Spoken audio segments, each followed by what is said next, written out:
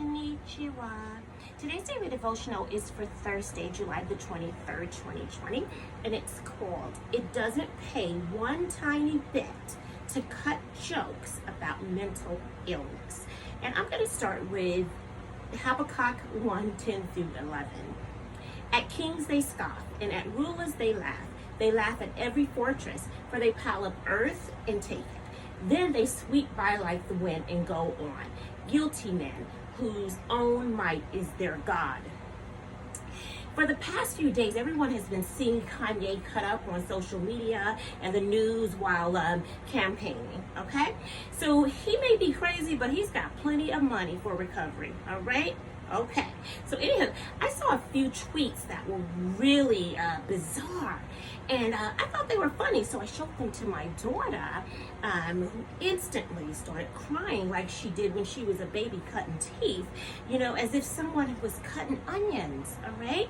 And she said to me, "Mommy, cut it out, it's not funny. It's sad because he's sick."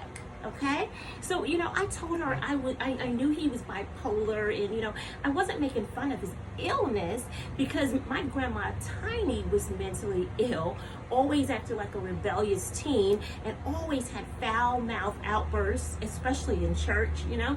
And I would laugh until my side hurts, okay? I was a kid, okay? And my mom always reprimanded me and said, "I told you to stop laughing at Tiny, Stephanie."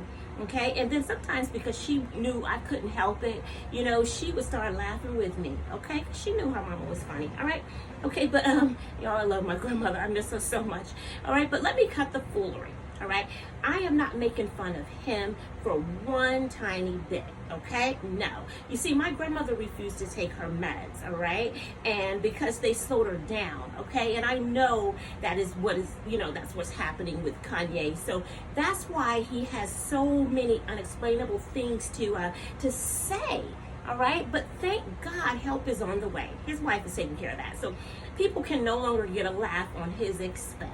Elmo, enough, let's move on. That brings me to Matthew 9:23 through 25. And when Jesus came to the ruler's house and saw the flute players and the crowd making a commotion, he said, "Go away, for the girl is not dead, but sleeping." And they laughed at him. But when the crowd had been put outside, he went in and took her by the hand, and the girl arose. Okay? All right, so this hairstylist did something funny for the money, okay? All right, so they hung a picture on a tree in their neighborhood of a crazy looking guy with bangs all the way down to his lip, okay, to the top lip, okay? And 10 hair strands, each bearing his phone number, okay? All right, and it's the sign read, "Need a haircut?" Okay, all right, so after all strands had been cut off, that guy had a fresh haircut and a beautiful pearly white smile appeared, you know, showing that he was happy to be shared. Okay, all right, so call him crazy, but that's a funny way to do something strange for some change. Okay, I know some of y'all doing something you got no business doing for some change. Anywho, he wasn't going to let quarantine slow him down, or you know, or have his neighbors looking like a clown. All right, so okay, just like my daughter with her tiny self, who had hair so long that it looked like weave, but at sweet 16 she cut it all off till now she looked like Eve. Okay, she was so cute. All right, so from the time she was 5, you know, I had put a relaxer in her pretty long curly hair to make it silky straight. Okay, and for years she had been working up the courage to cut it all off to the scalp. All right, and I didn't know that. All right, so she waited until her brother and I was asleep and hid it under a hoodie and revealed it the next day.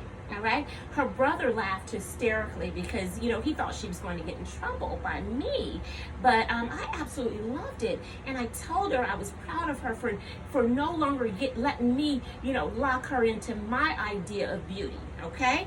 And I was the one that was crazy because she looked better wearing her hair naturally, and I could see the wired braces from the wide open mouth smiles on both of their faces, okay? They were both laughing, you know, they were so happy. And she felt like $1,000,000 that day. And we cutting cake up in here today because it's her dad's and her 30th birthday, and not once has she went back to perms because she ain't crazy, and her crown is long and stands tall and wide all the way around, almost halfway down to the ground when it all falls down. Okay, so let me show you guys the picture of the guy. Isn't that nice what he did? That's so creative. Okay, boom, it's getting shorter in the process of a cut. Boom. All right, power thought. No joke. If you put in just a tiny effort of work and or courage every day, you will cut through to your big payday. Love you guys. Have a thrilling Thursday. And say happy birthday, Mercedes. Mwah.